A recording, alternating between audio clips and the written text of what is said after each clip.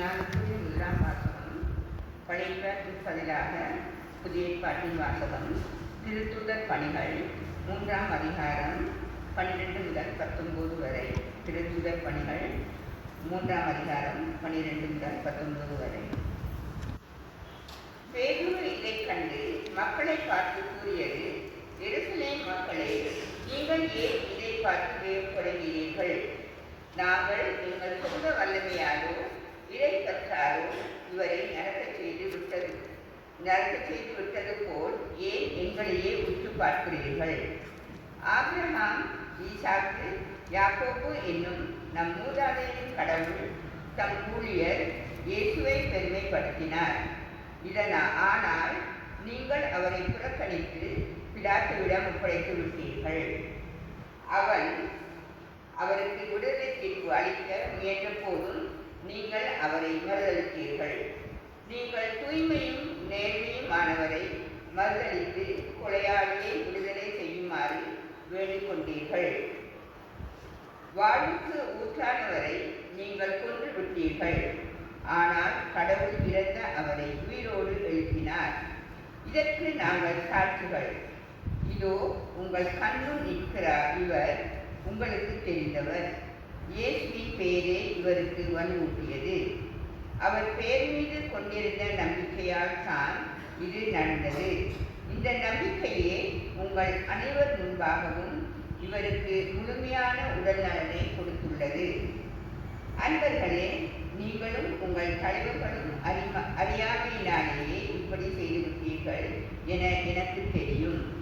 ஆனால் கடவுள் தம் மெசியா குறிப்பிட வேண்டும் என்று இறைவாக்கினர் அனைவர் வாயிலாகவும் முன் அறிவித்ததை இவ்வாறு நிறைவேற்றினார். எனவே உங்கள் பாவங்கள் போக்கப்படும் பொருட்டு மனம் மாறி அவரிடம் திரும்புங்கள். இது ஆண்டவரின் திருவார்த்தை. சங்கீதம் 4ஆம் அதிகாரம் 1 என் நீதியின் தேவனே, நான் கூப்பிடையில் எனக்கு செவி கொடும். நெருக்கத்திலிருந்து எனக்கு விலாசம் உண்டாக்கினீர். எனக்கு இறங்கி என் விண்ணப்பத்தை கேட்டருளும். மனுபுத்திரரே, எதுவரைக்கும் என் மகிமையை அவமானப்படுத்தி வீணானதை விரும்பி பொய்யை நாடுவீர்கள்? பக்தியுள்ளவனை கர்த்தர் தாம் கண்டு தெரிந்து கொண்டார் என்று அறியுங்கள். நான் கர்த்தரை நோக்கி கூப்பிடுகிறேன், அவர் கேட்பார். நீங்கள் கோபம் கொண்டாலும் பாவம் செய்யாதீர்கள். உங்கள் படுக்கையிலே உங்கள் இதயத்தை பேசிக்கொண்டு அமர்ந்திருங்கள். நீதியின் பழிகளை செலுத்தி கர்த்தர் மேல் நம்பிக்கையாயிருங்கள். எங்களுக்கு நன்மை காண்பிப்பவன் யார் என்று சொல்கிறவர்கள் மொழியை எங்கள் மேல் அநேகர் கர்த்தாவே, உம்முடைய முகத்தின் ஒளியை எங்கள் மேல் பிரகாசிக்க பண்ணும்.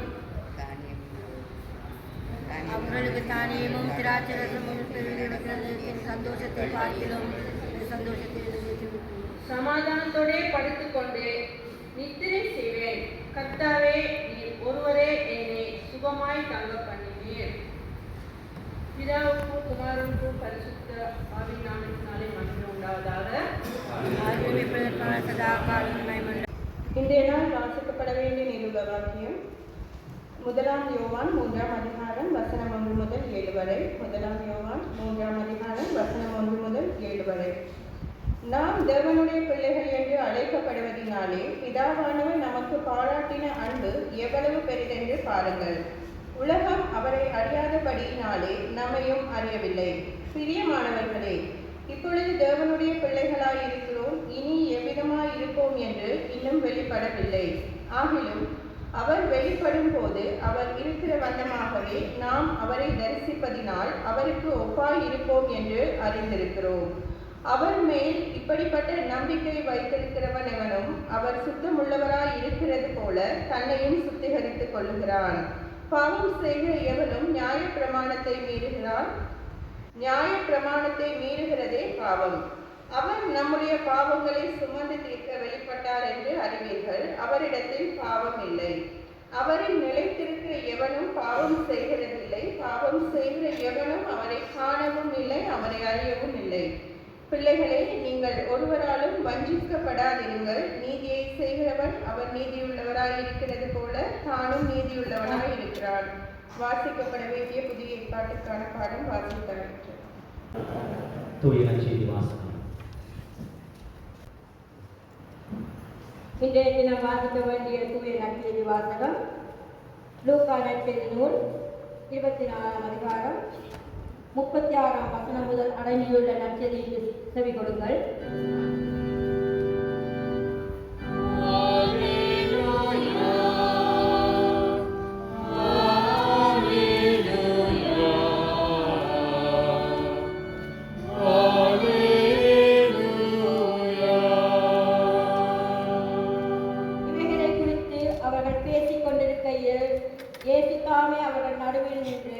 உங்களுக்கு சமாதானம் என்றார்.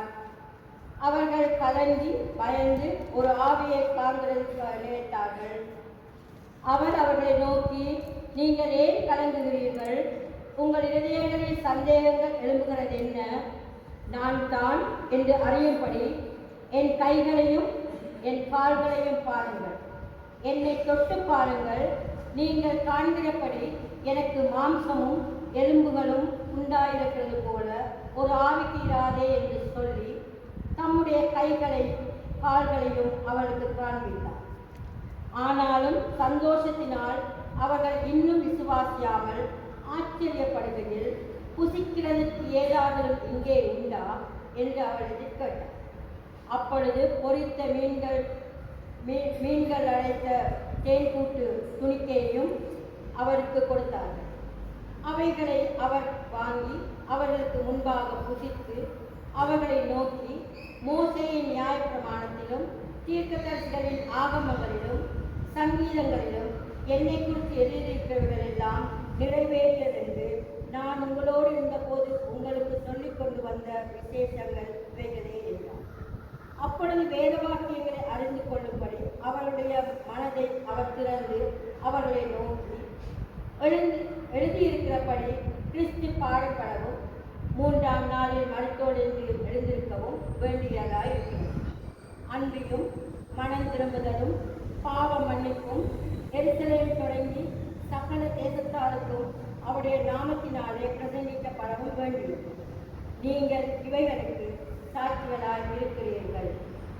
இது ஆண்டவரின் நற்செய்தி.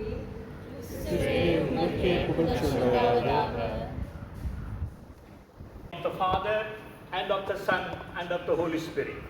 Amen. கிறிஸ்துவுக்குள் அன்பார்ந்தவர்களே, உங்களுக்கு லண்டன் பட்டணத்திலே உள்ள ஆல் செயின்ட்ஸ் சர்ச் பேப்டிஸ்ட் சார்பாக என்னுடைய வாழ்த்துதலை உங்களுக்கு சொல்கிறேன்.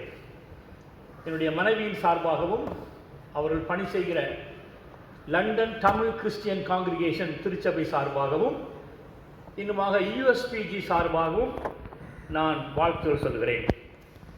தேவ செய்தியை கேட்பதற்கு முன்பாக என் மனைவியை உங்களுக்கு ஒரு பாடல் பாடும்படி நான் அழைக்கிறேன்.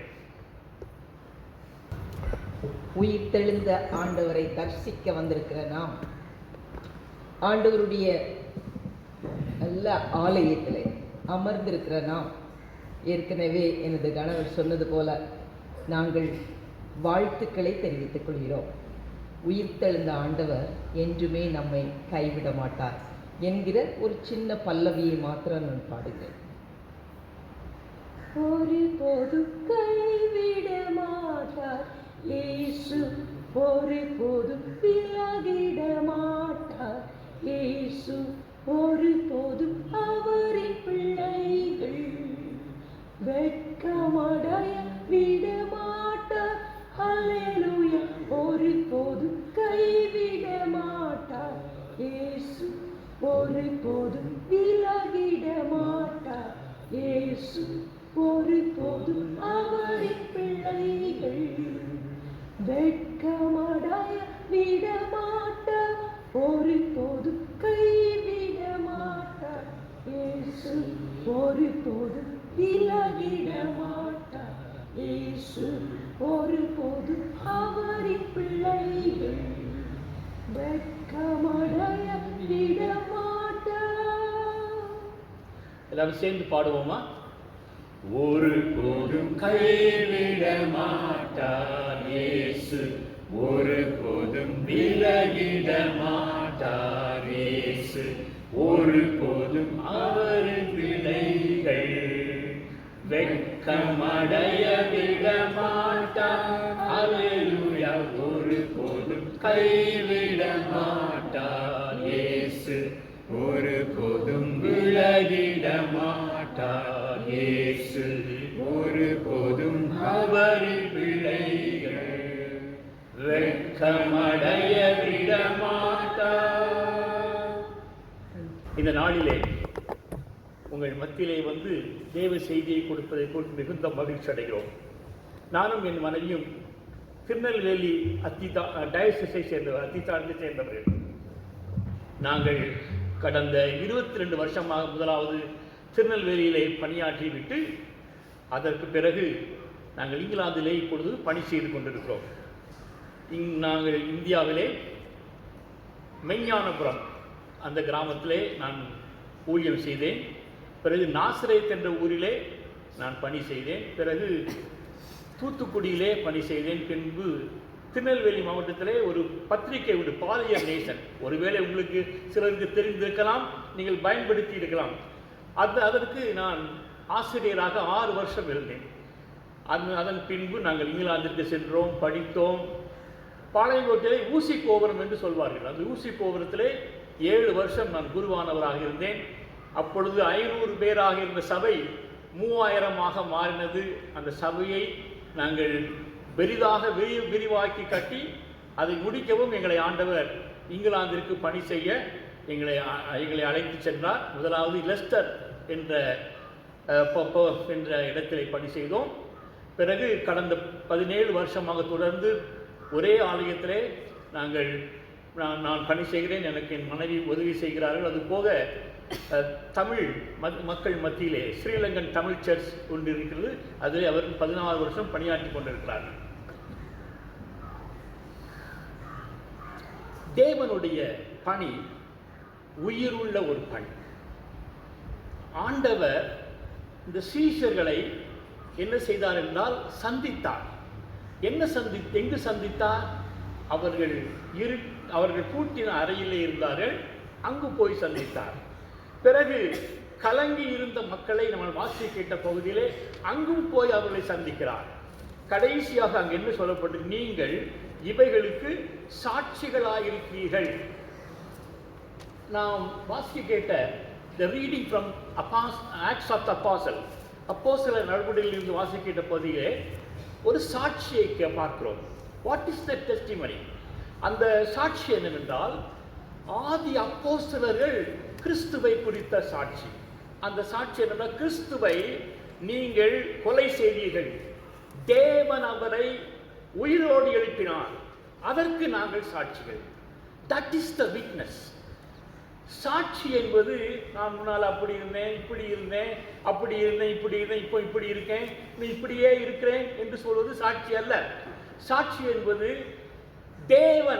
தேவனை நீங்கள் ஜீவாதிபதியை கொலை செய்தீர்கள், அவரை தேவன் மரித்தோரிலிருந்து உயிரோடு எழுப்பினார், அதற்கு நாங்கள் சாட்சிகளாக இருக்கிறோம். தனிப்பட்ட வாழ்விலே சாட்சியாக இருக்கிறோம், குடும்ப வாழ்க்கையிலே சாட்சியாக இருக்கிறோம், எங்கள் திருச்சபையின் வாழ்விலே நாங்கள் சாட்சியாக இருக்கிறோம். அதுதான் சாட்சி என்பது. அருமையானவர்களே, கிறிஸ்து சபை என்றாலே அது ஒரு சாட்சி உள்ள சபை. எதை குறித்த சாட்சி என்னவென்றால், உயிர்த்தெழுந்த ஆண்டவரை குறித்த சாட்சி. நான் ஒரு நாள் கன்னியாகுமரி கடற்கரையிலே உட்கார்ந்திருந்தேன். அந்த கன்னியாகுமரி கடற்கரையிலே 3 கடல்கள் ஒன்றாக சேர்கிறது. அருமையான இடம். அங்கு ஒரு கலங்கரை விளக்கம் இருந்தது. அந்த கலங்கரை விளக்கம் இட் வாஸ் டிசிமினேட்டிங் மெசேஜஸ். அந்த கலங்கரை விளக்கம் அங்கே இருந்து கொண்டு வருகிற போகிற எல்லாருக்கும் சாட்சி சொல்லிக் கொண்டிருந்தது. அந்த சாட்சி என்னவென்றால், என்னை பார்த்து எனக்கு நேராக வராதீர்கள், வந்தால் இந்த கடற்கரையின் ஓரத்திலே பாறை இருக்கிறது, அதிலே நீங்கள் மோதி உங்கள் படகு நொறுங்கிவிடும், என்னை பார்த்து விலகி போங்கள் என்று சொல்லிக் கொண்டிருந்தது. அதே சமயத்திலே தூத்துக்குடி நான் பிறந்து வளர்ந்த அந்த பட்டணத்திலும் ஒரு அழகான ஒரு பெரிய கலங்கரை விளக்கம் இருக்கிறது. அந்த கலங்கரை விளக்கம் என்ன சொன்னது என்று யோசித்து பார்த்தேன். அந்த கலங்கரை விளக்கம் சொன்னது, என்னை பார்த்து எனக்கு நேராக வாருங்கள், don't take any deviation, come straight to me, எனக்கு நேராக வாருங்கள், நீங்கள் வந்தால் பத்திரமாக வந்து சேர்வீர்கள். இரண்டு கலங்கரை விளக்கமும் பார்ப்பதற்கு வெரி ஐடென்டிக்கல், பார்ப்பதற்கு ஒன்றாக இருந்தார்கள். ஆனால் கொடுத்த செய்தி வித்தியாசமான செய்தி. ஒன்று சொன்னது எனக்கு நேராக வாருங்கள், இன்னொன்று சொன்னது என்னை விட தூரமாக செல்லுங்கள். We also in the church, we look same, we look very same when we come to the worship. But what kind of message we give? நாம் எப்படிப்பட்ட செய்தியை கொடுக்கிறோம்? என்னை பார்த்து வாருங்கள், எனக்கு நேராக வந்தால் உயிர்த்தெழுந்த ஆண்டவர் நீங்கள் கண்டுகொள்ளலாம் என்று சொல்கிறோமா? என் பக்கத்திலே வராதீர்கள், நான் வந்தால் நீங்கள் ஆண்டவரை கண்டுகொள்ள முடியாது என்ற செய்தியை கொடுக்கிறோமா என்பதை யோசித்து பாருங்கள். சாட்சி என்பது உயிர்த்தெழுந்த ஆண்டவருக்கு சாட்சியாக வாழ்வுதான் சாட்சி. அதைத்தான் இங்கு சொல்லுகிறது. இந்த இடத்துல நாம் பார்க்கிறோம். இந்த இடத்திலே சீஷர்கள் என்ன செய்தார்கள் என்றால், அவர்கள் கலங்கி போயிருந்தார்கள். என்ன பயம் அவர்களுக்கு? இயேசு கிறிஸ்துவுக்கு என்ன நடந்ததோ அதே காரியம் நமக்கும் நடக்குமோ? இந்த பிரதான ஆசாரியர்கள் நம்மையும் பிடித்து, இவர்கள் இயேசுவை பின்பற்றினவர்கள் இவர்களையும் பிடித்து சிறையில் அடிப்போமோ, அடித்து விடுவார்களோ என்ற பயம் அவர்களுக்கு. மரண பயம், மரண திகில். எனவே பூட்டின அறையிலே இருந்தார்கள். இந்த ஆண்டவர் அவர்களுக்கு முன்பாக வந்து சமாதானம் என்று சொன்னார். இவர்கள் கோழைகள், இவர்கள் உள்ளத்திலே ஒரு அன்பு இல்லாதவர்கள். இப்படிப்பட்டவர்களை பார்த்து அவர்களுக்கு வந்து சமாதானம் என்று சொன்னார். அருமையானவர்களே, நம்முடைய கிறிஸ்தவ வாழ்க்கையை ஆராய்ந்து பாருங்கள். ஆண்டவரிடத்தில் எத்தனையோ நன்மைகளை பெற்றிருக்கிறோம், ஆண்டவரை பேசுவதை கேட்டிருக்கிறோம், ஆண்டவர் சொன்னதை செய்திருக்கிறோம். ஆனால் அநேக நேரங்களிலே நாம் கோழைகளாக மாறிவிடுகிறோம், நாம் பயப்படுகிற மக்களாய் மாறிவிடுகிறோம். இந்த சீஷர்களும் அப்படி இருந்தார்கள். ஆனால் ஆண்டவரை பாருங்கள், அவர் எத்தனை அன்புள்ளவர் என்று பாருங்கள். அவர் இவர்களை தேடி போகிறார், தேடி போய் உங்களுக்கு சமாதானம் என்று சொல்கிறார். இந்த காலை வேளையிலும் கூட நீங்கள் பயந்தவர்களாக, என்ன நடக்குமோ, எனக்கு என்ன காரியம் இருக்கிறதோ என்ற திகைப்போடு வந்திருந்தால், இந்த உயிர்த்தெழுந்த ஆண்டவர் உங்களை தேடி வருகிறார். He was after you and he is telling, உங்களுக்கு சமாதானம் என்று சொல்கிறார். அதோடு மட்டுமல்லாதபடி அவர்கள் பயந்தபடியினாலே, சந்தேகம் உள்ளவர்களாக இருந்தபடியினாலே சொல்கிறார், என் கையை தொட்டு பாருங்கள், என் கால்களை தொட்டு பாருங்கள், என் வடுவை பாருங்கள், தொட்டு பாருங்கள் என்று ஆண்டவர் சொல்கிறார். அதோடு நிற்கவில்லை. அவர் கேட்கிறார், உங்களிடத்தில் என்ன இருக்கிறது நான் புசிப்பதற்கு என்று கேட்கிறார். Give what you have so that I can eat, so that you can believe. நீங்கள் என்ன வைத்திருக்கிறீர்கள் என்று கேட்கிறார்.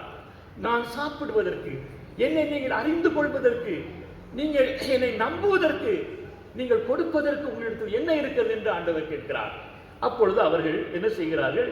அங்கு அவர்களிடத்தில் இருந்த பொரித்த மீனையும் அங்கு தேங்கூட்டு துணிக்கையும் அவருக்கு கொடுத்தார்கள் என்று பார்க்கிறோம். அருமையானவர்களே, the same Jesus is coming, is among us. இதே ஆண்டவர் நம் மத்தியிலும் இருக்கிறார். எதற்காக இருக்கிறார் தெரியுமா? உயிர்த்தெழுந்த ஆண்டவர் அவர்களை நம்புவதற்கு, நம் பயங்களை நீக்குவதற்கு, அவரோடு உறவு கொள்வதற்காக கேட்கிறார். நீ என்னத்தை எனக்கு கொடுக்க போகிறாய் this morning? What you are going to give to me? எனக்கு என்ன கொடுக்க போகிறீர்கள்? நான் அதை பெற்று நான் அதை ஏற்றுக்கொள்வதன் மூலமாக நீங்கள் என்னை அறிந்து கொள்வீர்கள், நீங்கள் என்னை நம்புவீர்கள் என்று சொல்கிறார். அருமையானவர்களே, நம்ம ஆண்டவரை தேடி வந்திருக்கிறோம். வெறும் கையாக வந்திருக்கிறோமா? இல்லாவிட்டால் ஸ்தோத்திரத்தோடு ஆண்டவருக்கு நன்றிகளை சொல்வதற்காக, அவரிடத்தில் பெற்ற நன்மைகளை சொல்வதற்காக வந்திருக்கிறோமா என்பதை யோசித்து பாருங்கள். When you come to church, you are not coming with empty handed. நீங்கள் ஆண்டவரை ஆராதிக்கிறதற்கு வரும் பொழுது வெறும் கையாக வருவதில்லை. ஆண்டவரே, இந்த வாரம் முழுவதும் நான் செய்கிற தொழிலே என்னை நடத்தினீர், என் குடும்பத்திலே நாங்கள் சந்தித்த போராட்டத்திலே எங்களை நடத்தினீர், ஆண்டவரே எங்கள் பிள்ளையின் வாழ்விலே நீங்கள் இந்த நன்மையை செய்தீர், ஆண்டவரே எத்தனையோ போராட்டங்கள் இருந்தது, ஆண்டவரே அதன் மத்தியில் நடத்தினீர் என்பதை சொல்வதற்காகத்தான் இங்கே நாம் கூடியிருக்கிறோம். It's not just a gathering to sing few hymns, listening to the word of God and going back. No. நாம் இங்கு எதற்காக வந்திருக்கிறோம் என்றால் ஆண்டவர் நமக்கு செய்தவைகளை சொல்வதற்கு இங்கு வந்திருக்கிறோம். ஆண்டவர் உங்களை பார்த்து கேட்கிறார், எனக்கு புசிப்பதற்கு what you are going to give, எனக்கு என்ன கொடுக்க போகிறீர்கள்? இதே கேள்வி உங்களுக்கு, என்ன கொடுக்க போகிறீர்கள் ஆண்டவருக்கு? ஆண்டவருக்கு நன்றி கொடுக்க போகிறீர்களா?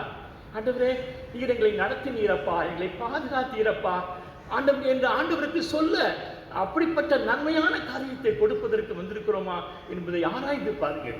இந்த அருமையான ஆண்டவர் அவரிடத்திலே கேட்கிறார், நீர் எனக்கு தாருங்கள், நாம் எல்லாரும் புசித்திருக்கிறோம். ஆண்டவர் கடைசியாக சிலுவையில் அடிக்கப்படுவதற்கு முன்பாக they all had a fellowship together. அங்கு மேலறையிலே அவர்கள் அங்கு ஒன்றாக புசித்தார்கள். So they all knew the experience. ஆண்டவர் அவர்களோடு சேர்ந்து அவர்கள் அப்பத்தையும் திராட்சரசத்தையும் ஆசீர்வதித்து அவர்கள் ஒன்றாக சாப்பிட்டார்கள். They know the experience. It is so fresh in their mind.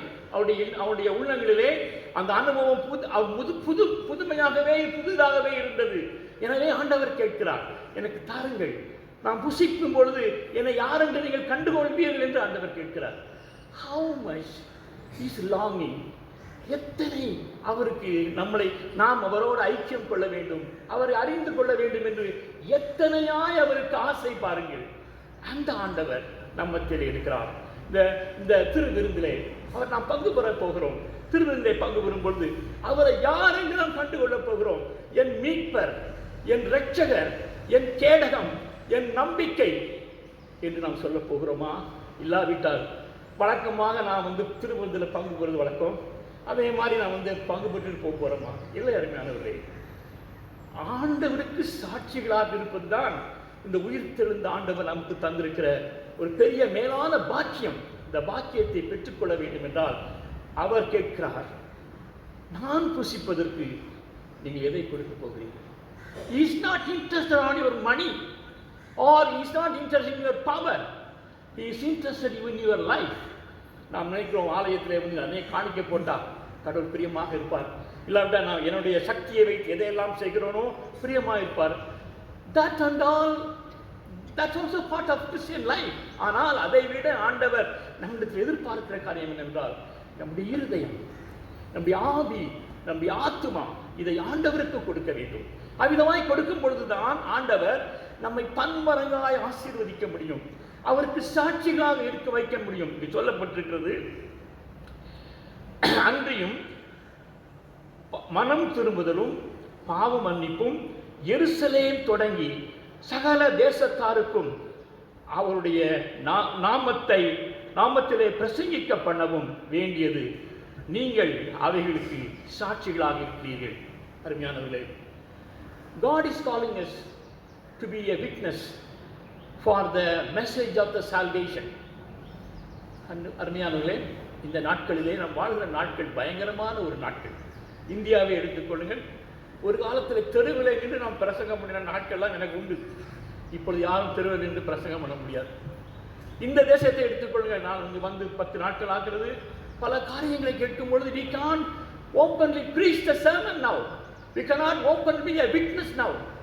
இங்கு மட்டுமல்ல, அநேக இடங்களிலே, even in England, is a Christian country. I cannot preach, stand on, நான் தெருவில் நின்று பிரசங்கம் பண்ண முடியாது. என் ஆலயத்திலே மற்றவர்களை குற்றப்படுத்தி பேச முடியாது. அப்படிப்பட்ட ஒரு காலத்திலே வாழ்கிறோம். ஆனால் இந்த காலத்திலும் சாட்சி சொல்வதற்காக நம்மை ஆண்டவர் அழைக்கிறார். சாட்சியாக வாழ்வதற்கு ஆண்டவரை அழைக்கிறார். Speaking is very easy, but living is very difficult. அதைத்தான் இந்த சீஷர்களுக்கு ஆண்டவர் சொல்லும்படி அவரை பின்தொடர்ந்து போகிறார். கடைசியிலே கேட்கிறார், சாப்பிடுவதற்கு எனக்கு என்ன தரப்போகிறீர்கள் என்று ஆண்டவர் கேட்கிறார். இந்த நாளிலே கூட ஆண்டவர், அருமையானவர்களே, இதே கேள்வி நான் ஆண்டவர்களுக்கு, நான் சாப்பிடுவதற்கு எதை தரப்போகிறீர்கள்? உடைய இருதயத்தையும் உடைய ஆவியையும் உடைய ஆத்மாவையும் நீங்கள் ஆண்டவருக்கு கொடுப்பீர்களானால் ஆண்டவர் உங்களை வல்லமையாக மாற்றுவார். உங்கள் வாழ்விலே உங்களை நீங்கள் உயிர்த்தெழுவதற்கு சாட்சிகளாக வைப்பார். சாட்சிகளாக வைத்து உங்களை அவர் மென்மேலும் உயர்த்துவார். அவர் உங்களை ஆசீர்வதிப்பார். கடைசியிலே நான் ஒரு உதாரணத்தை சொல்லி முடிக்க நான் ஆசைப்படுகிறேன். நான் கல்லூரியிலே, இறையர் கல்லூரியிலே படிப்பதற்காக ஆண்டவர் என்னை அழைத்த பொழுது எனக்கு மிகுந்த சந்தோஷம். ஆனால் நான் எங்கள் வீட்டிலே ஒரே பையன். இந்திய கப்பற்படையிலே பணியாற்றுவதற்காக நான் ஐ ஆம் train to be a naval officer. I am waiting for the commission. என்னை நேவல் ஆஃபீஸராக அவர்கள் என்னை அபிஷேகம் பண்ணுவதற்காக காத்து கொண்டிருந்தேன். அப்பொழுது என்னை ஆண்டவர் அழைத்தார். என்ன அழைத்தார் என்றால், முதற் பேரான எந்த குமாரனும் கடவுளுக்கு பிரியமானவன் என்று கடவுளுக்கு ஒப்புக் கொடுப்போம் என்று இந்த வார்த்தையின் மூலமாக அழைத்தார். I am the only son in our family, so God has spoken to me. உடனே நான் சொன்னேன், என் குடும்பத்தாரிடத்தில் போய் சொன்னேன், என்னை ஆண்டவர் ஊழியத்திற்கு அழைக்கிறார், நான் இந்திய கப்பற்படையிலே வேலை செய்ய மாட்டேன் என்று சொன்னேன். அப்பொழுது அவர் எத்தனையோ சமாதானங்களை சொன்னார்கள். ஆனாலும் நான் ஆண்டவர் என்னை அழைத்ததினாலே, அவருக்கு சாட்சியாக இருக்கும்படி அழைத்ததினாலே நான் ஆண்டவரிடத்தில் அதை ஏற்றுக்கொண்டேன். ஏற்றுக்கொண்ட பொழுது நான் என்ன செய்வது என்று எனக்கு தெரியவில்லை. தெருவிலே நின்று கிட்டார் எடுத்து பாட்டு பாடுவேன். பிள்ளைகள் போடுவார்கள், அவர்களுக்கு நான் கதை சொல்லுவேன். அதுதான் நான் ஆரம்பித்த முதல் ஊழியம். நான் ஒருவர் வந்து எனக்கு சொன்னார், நீ போய் தியாலஜி படிக்க வேண்டும், என்ற இறையியல் படிக்க வேண்டும் என்று சொன்னார். அதற்கென்று விண்ணப்பம் பண்ணினேன். இடமெல்லாம் கிடைத்து விட்டது. என் பெற்றோரிடத்தில் வந்து சொன்னேன். நான் சொன்னேன், ஆண்டவர் என்னை தியாலஜி படிக்கும்படி ஆண்டவர் அழைக்கிறார், நான் போகிறேன் என்று சொன்னேன்.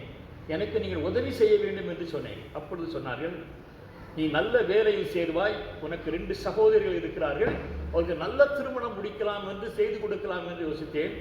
யூ டெசர்டட் எவ்ரிதிங், எல்லாவற்றையும் விட்டுவிட்டு நீ ஊழியத்திற்கு போகிறேன் என்று சொல்கிறாய். we won't give you any support, உனக்கு எந்த உதவியும் நாங்கள் செய்ய முடியாது என்று சொன்னார். நான், ஆண்டவரே, நீர் என்னை அழைக்கிறீர் ஐயா, உமக்கு சாட்சியாக இருக்கும்படி என்னை அழைக்கிறேன். என்னிடத்திலே ஒன்றும் இல்லை உமக்கு கொடுப்பதற்கு. என்னிடத்திலே இருப்பதெல்லாம் விசுவாசம், நம்பிக்கை. அதைத்தான் உங்களிடத்திலே கொடுக்கிறேன், என்னை நடத்தும் என்று சொன்னேன். என்னை உனக்கு ஒருவர் உதவி செய்தார். நான் கல்லூரியில் போய் சேர்ந்தேன். சேர்ந்தவுடன் பணம் கட்டணும், 5000 ரூபாய் கட்ட வேண்டும். என்னிடத்தில் கேட்ட பொழுது நான் சொன்னேன், I don't have any money. Why did you come here? ஏன் இங்கு வந்தாய்? படிப்பதற்காக ஆண்டவர் அனுப்பினார், எனவே வந்தேன் என்று சொன்னேன். Who is going to pay? I said the heavenly Father will pay. அதற்கு அவர் 2 இடத்திலே பெரிய கேள்விக்குரிய அதே தாளிலை போட்டு we will witness it என்று எழுதினார். அதை நாங்கள் அந்த சாட்சியை பார்ப்போம் என்று சொன்னார்கள். 6 மாத காலம். I have never received any letter from my family. I don't have enough money to live. What I have to do to keep my testimony? The only option, I have to clean 11 toilets. 11 கக்கூசுகளை நான் தினந்தோறும் கழுவ வேண்டும். கழுவினால் 30 ரூபாய் கொடுப்பார்கள். அது வைத்துதான் என்னுடைய அந்த மாதத்திற்கு வேண்டிய பொருட்களை எல்லாம் வாங்க வேண்டும். I don't even have a mattress to sleep. ஆனால் சாட்சியாக இருக்க வேண்டும் என்பதற்காக எதை வேண்டுமானாலும், எந்த சிலுவையை வேண்டுமானாலும் சுமப்பதற்கு ஆண்டவர் அனுதினமும் தம்முடைய அன்பை என் உள்ளத்திலே ஊற்றுவார். அவர் அன்பை ஊற்றினதினாலே என்னால் இந்த பாடுகளை எல்லாம் சகிக்க முடிந்தது. டிசம்பர் மாதம் வந்தது. என்னை கூப்பிட்டு சொன்னார்கள், நீ 6 மாதம் பணம் கட்டவில்லை, நீ கிறிஸ்துமஸ்க்கு போய் வீட்டுக்கு போ, திரும்பி வரும்பொழுது பணம் கொண்டு வராவிட்டால் நீ இங்கு வராதே என்று சொல்லிவிட்டார்கள். ஆனால் நான் போனேன். எந்த பணமும் எனக்கு கிடைக்கவில்லை. வெறும் கையனாகவே திரும்பி வந்தேன். வந்தவுடன் முதல் நாளிலே, கல்லூரி ஆரம்பித்த நாளிலே, அந்த ட்ரெஷரர் என்னை அழைத்தார், என்னை கூப்பிட்டு சொன்னார், I want to make a big apology to you. உன்னிடத்தில் பெரிய மன்னிப்பு கேட்க வேண்டும் என்று நான் உங்களுக்கு முதலாவது சொன்னார். எதற்காக என்று சொன்னேன். நீ அன்று சொன்னாய், who will pay my fees என்று நான் கேட்ட பொழுது my heavenly father என்று சொன்னாய். அது உண்மையாகவே நடந்தது, ஆனந்த் என்று சொன்னார். நீ கிறிஸ்துமஸ்க்கு நீ வீட்டுக்கு போயிருக்கும் பொழுது ஆஸ்திரேலியாவிலிருந்து ஒரு ஃபோன் கால் வந்தது. கேட்டார்கள், ஆங்கிலிக்கன் ஸ்டூடெண்ட் யாராவது ஸ்காலர்ஷிப் இல்லாமல் படிக்கிறார்களா என்று கேட்டார்கள். உடனே நாங்கள் சொன்னோம், உங்களுடைய பேர் ஆனந்த் தாசிர் என்பவர் இருக்கிறார் என்று சொன்னோம். கேட்டார்கள், 1 வருஷத்திற்கு எவ்வளவு ஆகும் என்று சொன்னார்கள். நாங்கள் சொன்னோம். அவர்கள் சொன்னார்கள், 3 வருஷத்திற்கும் ஆகிற செலவை நாங்கள் அனுப்பி வைக்கிறோம். அந்த மகனுக்கு கொடுங்கள் என்று சொன்னார்கள். So you have lot of money in your account, you can take it and enjoy என்று சொன்னார்கள். அருமையானவர்களே, ஆண்டவர் சாட்சிகளாக அழைக்கும் பொழுது நாம் அதை ஏற்றுக்கொள்ள வேண்டும், அதை சுமக்க வேண்டும். நம்மால் முடியாது, ஆனால் அன்பை ஊற்றுகிறார். நாம் வெட்கப்படாதபடி, ரோமர் 5ஆம் அதிகாரத்திலே சொல்லியிருக்க, நாம் வெட்கப்பட்டு போகாதபடி நம்முடைய அன்பை நம்முடைய உள்ளங்களிலே ஊற்றுகிறார். அருமையானவர்களே, எல்லாவற்றையும் சுமக்கும்படி கிருபை செய்கிறார், கடைசியிலே சாட்சியாக நிறுத்துகிறார். அருமையானவர்களே, இந்த காலை வேளையிலே உங்கள் தேவையோடு வந்திருந்தால் ஆண்டவர் கேட்கிறார், எதை கொடுக்க போகிறீர்கள்? Can you give your faith? Faith is a gift of God to everybody in this world. ஆண்டவரிடத்தில் உங்களுடைய அன்பை கொடுக்க முடியுமா? உங்களுடைய விசுவாசத்தை கொடுக்க முடியுமா? அவர் உங்கள் அன்பையும் விசுவாசத்தையும் பெற்று உங்களோட ஐக்கியம் கொள்ள வேண்டும் என்று விரும்புகிறார். உங்களை சாட்சியாக நிறுத்த வேண்டும் என்று விரும்புகிறார். இப்படிப்பட்ட மேலான கிருபையை ஆண்டவர் உங்களுக்கு தருவாராக. ஆமென்.